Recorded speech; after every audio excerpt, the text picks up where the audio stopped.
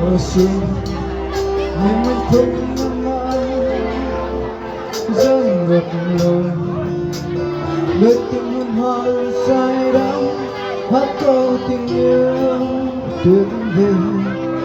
Và giờ đây tôi trông thấy nguyện ước cho tình yêu đời này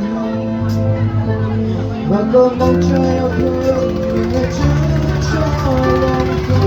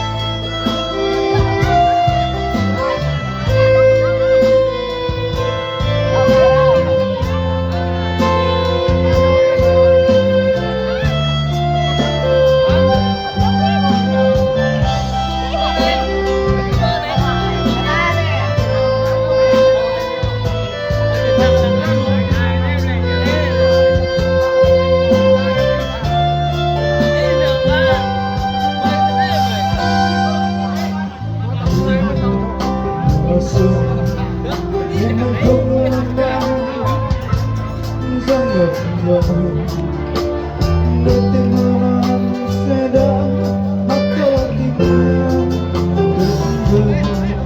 Và giờ đây tôi trông thấy ước cho tình yêu đời này và có mong cho